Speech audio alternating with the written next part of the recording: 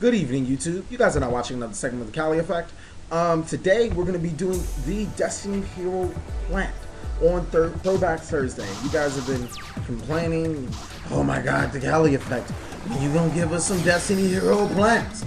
And I'm like, alright. I'll show you a little sneak preview of what I've been working with. I'll show you 3 games. How does it sound? It's going to look just like Contender or Pretender.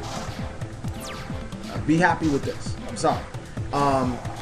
Overall, this deck, it did gain a little bit of consistency with the Lone Fire, but it didn't really change much. I mean, you lost to the Breeze Dragon. The Destiny Heroes aren't as useful as they're more useless now than ever, mainly because you don't really have any consistency with them. So I just decided to drop the Maliciouses, keep the Plasmas. Plasmas are probably one of the best thing that ever happens is this deck. Being able to summon so many tokens and then spam a Destiny Hero Plasma to get all your opponent's effects and go from there. Is pretty good. In this game, I actually do get to summon Shooting Star Dragon, something that the deck didn't do before. So it's a lot of new mechanics that the deck is still trying to work with. The biggest thing is that I completely dropped all traps. There's no more of that,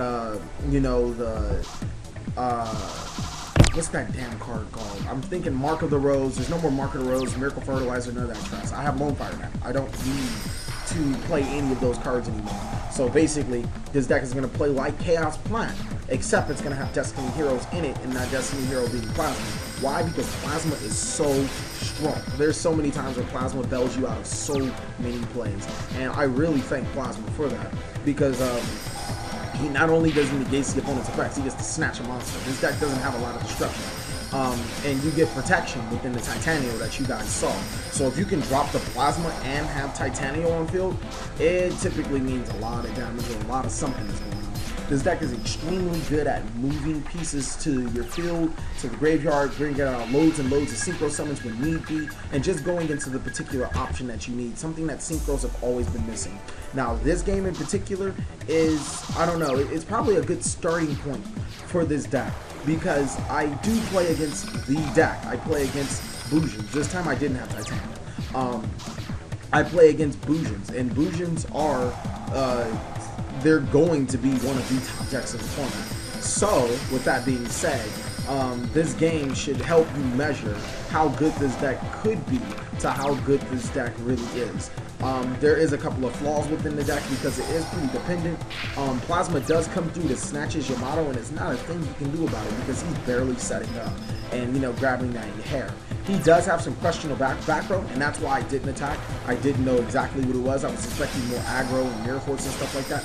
But he'd actually, now when you look at it, he didn't have anything in his back row. Something that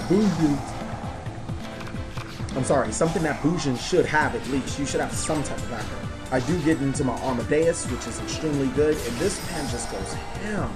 This man just goes ham. He really wants to get over all my monsters, but I'm like, no, effectively. I've lost to that card before. I'm not losing it to it again. Here's where I go into the almighty and powerful, and he's like, I got this, on his crane. I'm like, no, cancel. And then we go to Quasar for a game. Now, this deck, it has a lot of potential. Don't get me wrong, it has a lot. Could it be tier 1? I highly doubt it, like, extremely. Could it be a fun tier 2 deck that can possibly win you a local tournament? Hell yeah, because this deck is really good, and the focus on it right now is consistency. Consistency is key for any winning deck build. I'm definitely working on that. I appreciate you guys' patience. And I really love the way you guys have really yearned out for this deck, because it is a very fun deck to play. I'll give you that. As you can see, I went through 5 synchros, which is pretty cool. I like looking through my synchros and being able to say, oh, I went through that many synchros in this game. I synchro 5 times. That's pretty dope. But thank you guys for watching another segment of TheCaliEffect. Please like, comment, subscribe, but most of all, enjoy.